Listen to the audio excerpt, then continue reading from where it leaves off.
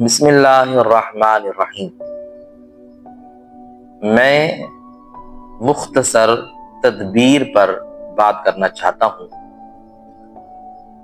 ایک ہے انسان کا تدبیر کرنا اور ایک ہے اللہ کریم جل جلالہ کا کسی بھی معاملے میں اپنی تدبیر کرنا۔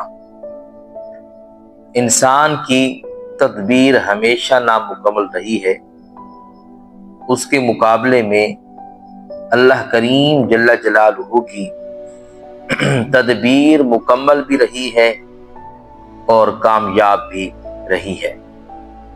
قرآن کریم میں یوسف پاک علیہ السلام کے تذکرہ میں یعنی سورہ یوسف میں ہمیں ملتا ہے کہ زلیخا کی مراد جب پوری نہ ہوئی اور عزیز مصر اس کا شوہر اس کے سامنے آ گیا تو اس نے تدبیر کی۔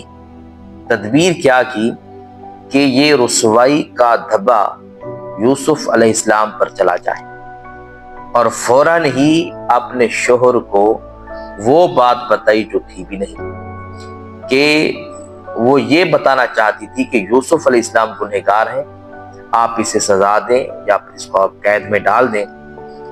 اب یہ زلیخا اس عورت کی تدبیر تھی اور اللہ کی تدبیر اس کے برعکس تھی کہ بے شک یوسف علیہ السلام پیغمبر تھے، معصوم تھے، آپ کا دامن پاک تھا۔ رب کریم جل جلالہ کی تدبیر میں یوسف علیہ السلام کو عزت عطا فرمانا تھی، اور پھر ایک چھوٹے سے بچے نے گواہی دی، اس گواہی کے نتیجہ میں اللہ کریم جل جلالہ نے یوسف علیہ السلام کی پاک دامنی کو بیان فرمایا۔ اہل بیت علیہم الرضوان کے عظیم فرد حضرت امام محمد باقر علیہ السلام، اہل بیت کی ساری داستان جو ہے وہ ایک درد اور ایک غم سے بھری ہوئی ہے۔ یہ صرف اتنا نہیں کہ امام حسین رضی اللہ عنہ پر ظلم ہوا اور ایک اس کے مقابلے میں یزید پلید تھا، تدبیریں کرتا تھا، نہیں، جتنے آئمہ ہیں ہمارے اہل بیت کے، جتنے افراد گزرے ہیں، ان کے عہد میں بھی یزید تھے اور ان لوگوں نے ان کو تکلیفیں پہنچائی ہیں۔ ہشام بن عبد الملک بن مروان، اس نے تدبیر کی کہ میں امام محمد باقر کو اپنے پاس دمشق میں بلاؤں اور یہاں پر ان کی رسوائی کا سامان کروں۔ اب یہ اس کی تدبیر تھی کہ میں رسوائی کروں گا تو ان کا جو مرتبہ ہے گھٹے گا، ان کی شان میں فرق آئے گا، لوگ جو ان کی عزت کرتے ہیں اس میں کمی آئے گی۔ خیر، امام محمد باقر علیہ السلام اس کے پاس پہنچے۔ ظاہری طور پر تو اس نے دکھایا کہ میں آپ کی بڑی عزت کرتا ہوں، بڑی تکریم کرتا ہوں۔ تو ایک روز تیر اندازی کا مقابلہ ہو رہا تھا۔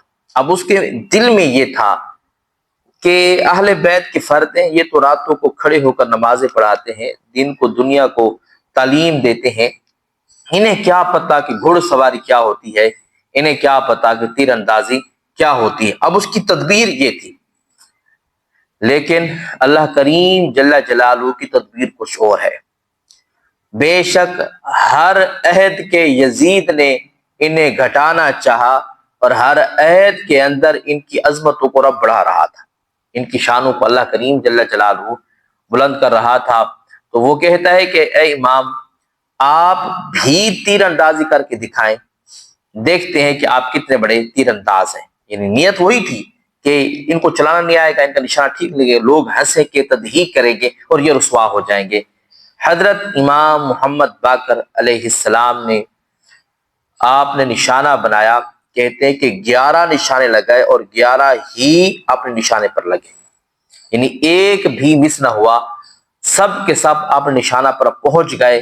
اب کیا تھا کہ وہ رسوائی ڈھونڈ رہا تھا، تو اللہ کریم جل جلالہ نے یوں عزت عطا کی کہ کسی نے امام کو مڈے پر اٹھا لیا، کوئی پیر چوم رہا تھا، کوئی ہاتھ چوم رہا تھا، کوئی حضرت کا امامہ چوم رہا تھا۔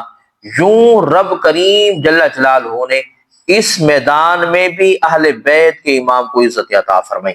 اب ہم اس عہد میں ہیں، کئی لوگ ہمارے خلاف ہوتے ہیں، کوئی ساتھ کھڑے ہوتے ہیں، اور ہر کوئی اپنی طرح کی تدبیریں کر رہا ہوتا ہے۔ ان چیزوں سے ڈرنا نہیں چاہیے، کیونکہ ہر چیز پر جو غالب ہے وہ اللہ کی تدبیر ہے۔